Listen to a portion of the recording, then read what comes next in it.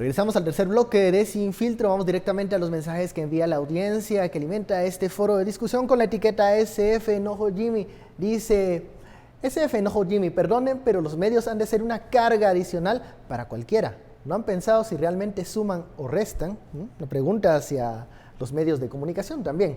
Siguiente mensaje: cuando los dueños de la industria del conflicto son descubiertos, se hacen otra vez las víctimas. Bueno, esto en referencia al mensaje que envió el presidente. Por último, arremeter con que solo es un grupito quiere decir que no revisó datos electorales. Es más chiquito el grupito que votó por usted, SF Enojo Jimmy. Alguna votante que estará lamentando su decisión en los comicios pasados. Pero, Philip, tenías una... Aquí hay que entender también otras dinámicas. O sea, el presidente también tiene que entender el momento político comunicacional en el que estamos viviendo. Hay un rechazo generalizado a todo lo que huele a política. Y esto también genera una dinámica de comunicación muy particular, derivado de lo que ha venido ocurriendo en Guatemala en el último año, 3 meses. Hoy hay una sociedad que cuestiona con más profundidad todo lo que huele a política. Esa sociedad le genera una serie de incentivos a los medios de comunicación de ser mucho más críticos, incisivos y duros en su relación con los políticos. Entonces también, si contrastamos la relación medios de comunicación-gobierno, hay que también aceptar que hoy los medios son mucho más agresivos con Jimmy Morales en su primer año de lo que fueron con Otto Pérez o Álvaro Colomo. El primer año del gobierno, la famosa luna de miel. O sea, también Morales tiene que entender que esas condiciones tan atípicas que lo llevaron a él a la presidencia, también están generando condiciones muy atípicas en lo que la sociedad demanda y en la relación con medios de comunicación. Por eso él no puede romper la relación con los medios. Recordemos también otra cosa. ¿Por qué es importante manejar bien la estrategia de comunicación? Porque la estrategia de comunicación es lo que le permite al gobierno mantener buenos niveles de aceptación y de legitimidad de la población para impulsar políticas públicas. Y el gobierno de Morales, por sus características de ser un externo, un no político, de integrar un gabinete bastante heterogéneo. Tenía mucho a favor en un inicio. Sí, pero también es un gobierno que por sus condiciones naturales le costó arrancar. Por eso les decía, hasta ahorita estamos ya viendo algunos ministerios que ya consolidan su aplicación de políticas. Pero si el presidente, o si el gobierno en general, maneja una relación complicada en su comunicación con los medios de comunicación, esas acciones que ya se están empezando a ver terminan pasando a un segundo plano por este tipo de arrebatos. Entonces, ahí es donde el presidente tiene que replantear su estrategia, porque si no lo que va a pasar es, se va a desgastar a una velocidad muy acelerada.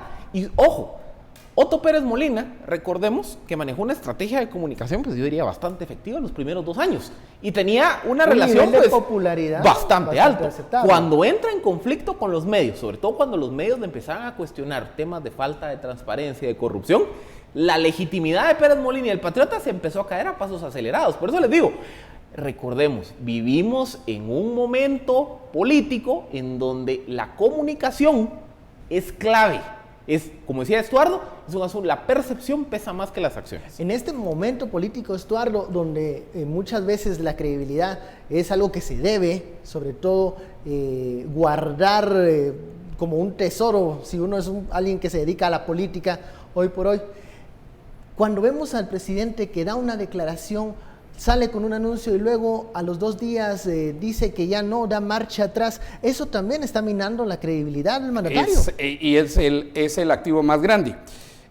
Muchas gracias. Un tuitero manda una foto precisamente que nos la tomamos aquí. Eso fue en diciembre. Entrevista con el presidente Entrevista con el presidente electo, Jimmy Morales. Es un selfie, ese lo tomé yo. Esa noche fue un ejemplo magnífico de lo que estamos hablando. O sea, tampoco no es que se enojó en desfile militar, es que esa noche principiamos platicando y todo, pero ya después, dentro de la entrevista, se molestó enormemente. Viste que al final, pues, salió bastante molesto de aquí.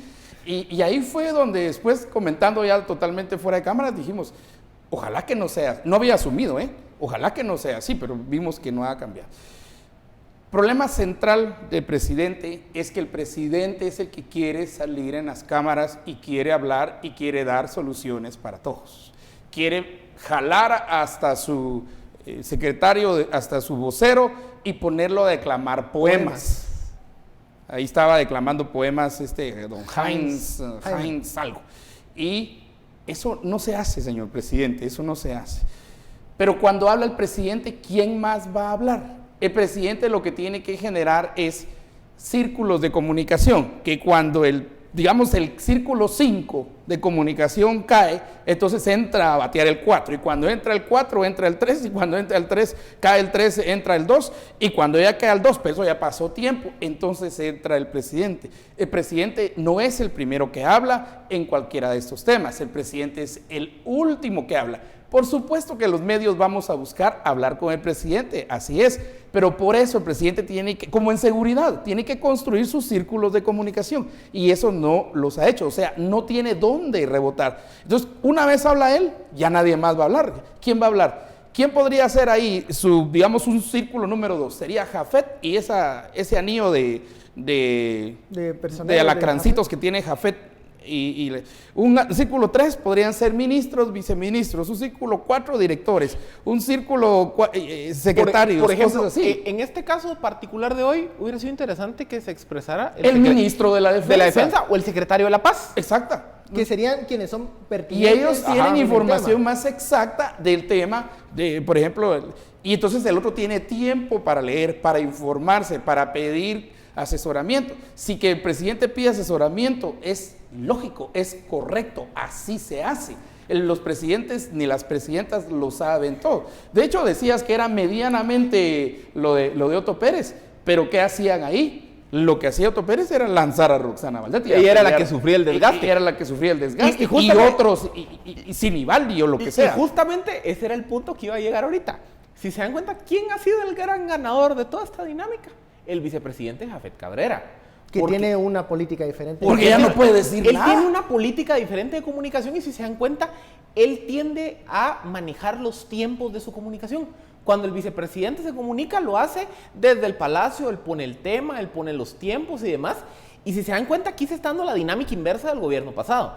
Hoy mucho del desgaste comunicacional lo está atrayendo el presidente. Mientras que el vicepresidente, él coloca sus mensajes, él comunica su agenda, cuenta lo que está haciendo, etcétera, ¿es el más institucional, sí, Jafet Cabrera en este momento? Por supuesto que sí. Comunicacionalmente hablando, no sé si es correcto calificarlo como institucional o no, pero creo que es el que está siendo más estratégico en cómo maneja su comunicación. Mira, pero desde un segundo anillo, que sería la vicepresidencia, sí está siendo más estratégico. Y está siendo más institucional en términos de la vicepresidencia como institución.